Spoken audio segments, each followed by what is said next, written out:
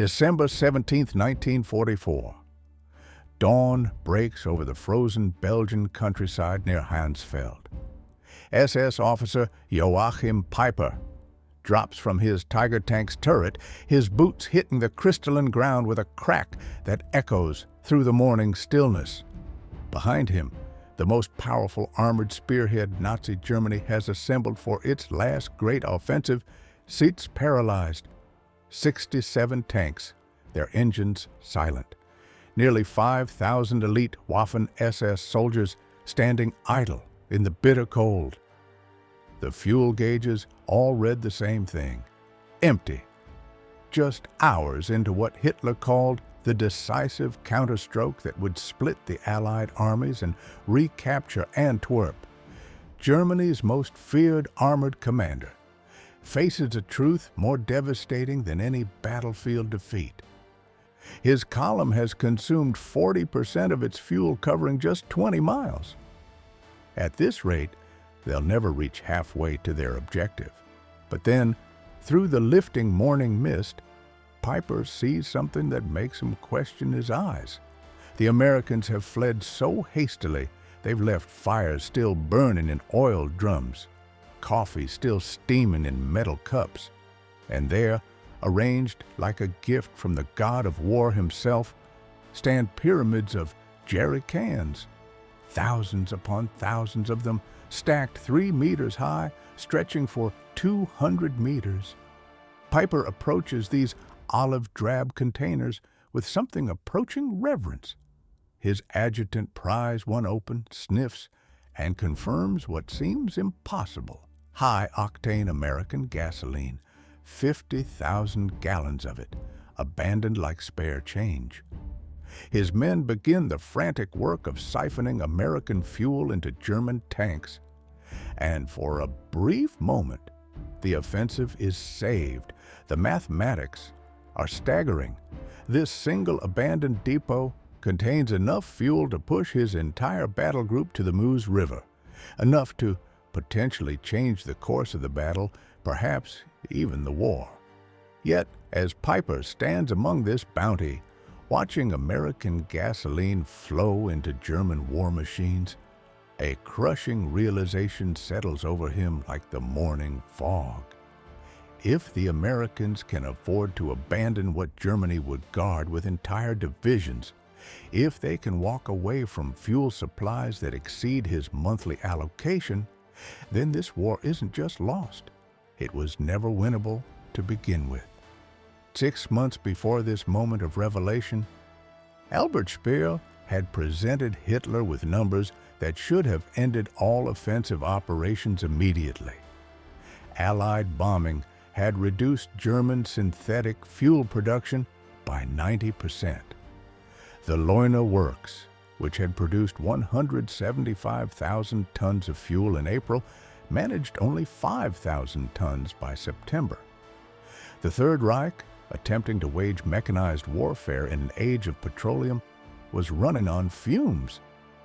Consider the arithmetic of impossibility. In 1944, the United States produced 1.8 billion barrels of oil. Germany, including all synthetic production and captured Romanian fields, managed 33 million barrels, less than 2% of American production. The Wehrmacht required 4.5 million gallons to reach Antwerp. Hitler allocated 5 million. Only 2.5 million were actually delivered. The German High Command's entire strategy rested on a desperate gamble, capturing enemy supplies. They weren't launching an offensive. They were conducting an armed foraging expedition, hoping to feed their war machine with stolen fuel.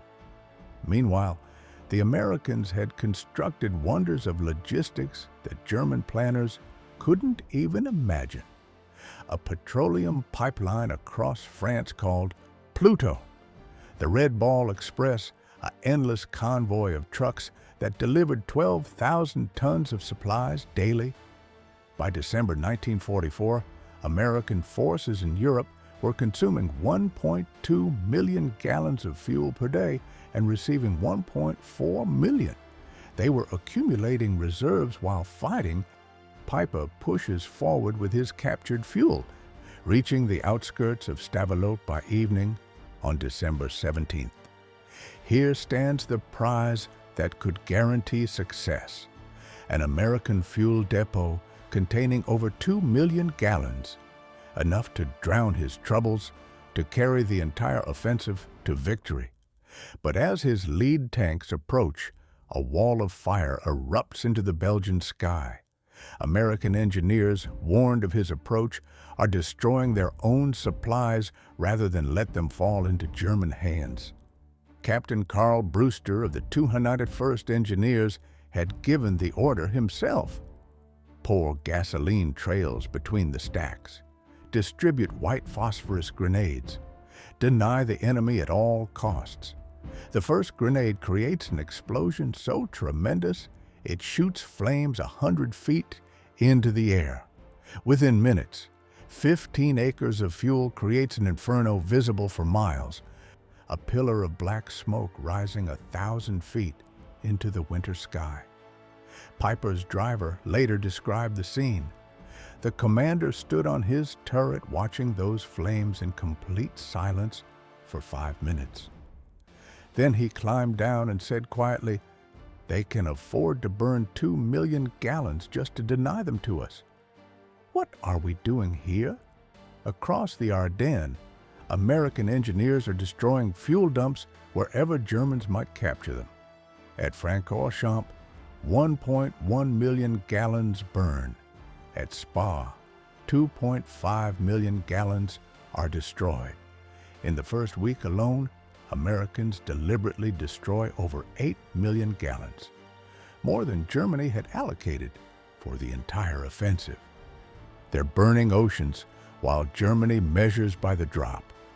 The ability to casually destroy millions of gallons reveals a supply system beyond German comprehension. The Red Ball Express alone burns more fuel in its own operations than German Army Group B receives monthly. Each American truck consumes 40 gallons daily. 6,000 trucks running round the clock, themselves consuming more fuel than entire German divisions possess. By December, Allied pipelines pump 1 million gallons daily across the English Channel. The Cherbourg-Paris line delivers 800,000 gallons every single day. Americans aren't just winning the war. They're drowning their enemies in petroleum abundance. Sergeant Wilhelm Hoffmann finds shipping manifests in Hansfeld's depot office. The papers tell an incredible story. This fuel has traveled from Texas oil fields to New York refineries, across the Atlantic to Liverpool, over the Channel to Normandy, then trucked 400 miles to this Belgian crossroads. 6,000 miles in 6 weeks. He shows the papers to Peiper, who reads them twice, then crumples them up. Both men understand what this means.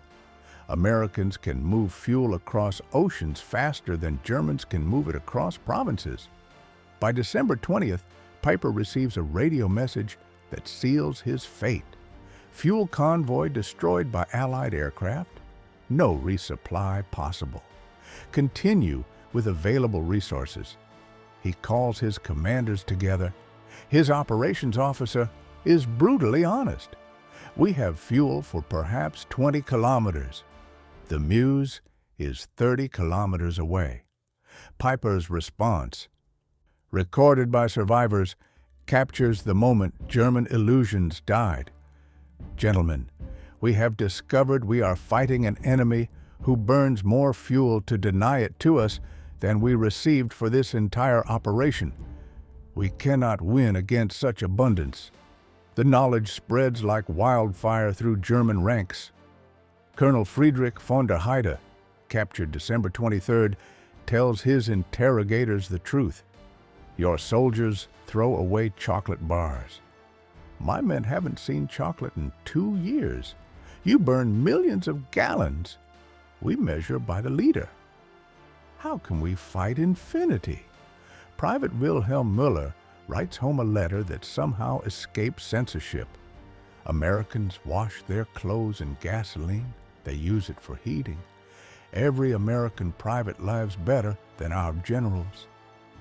This war is madness. On the night of December 23rd, Peiper abandons 39 tanks and 70 half-tracks, all mechanically perfect, all with empty fuel tanks.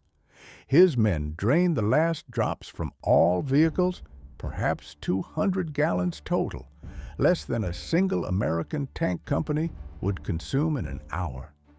They blow up millions of Reichsmarks worth of equipment, defeated not by enemy fire, but by empty fuel gauges. Of 5,000 men who began the offensive, 770 escape on foot through the frozen forest. The numbers tell everything. The German offensive's total fuel allocation was 5 million gallons. The amount destroyed by Americans rather than allow capture was 8 million gallons. Daily American consumption exceeded 7 million gallons. Peiper's miraculous capture at Hansfeld, those 50,000 gallons that seemed like salvation, represented less than 1% of daily Allied fuel supply, a rounding error in the logistics of abundance. December 24, 1944. As Peiper's men stumble through American lines in the darkness, abandoning the pride of German engineering in the Belgian snow, they carry with them a terrible knowledge. They haven't just lost a battle.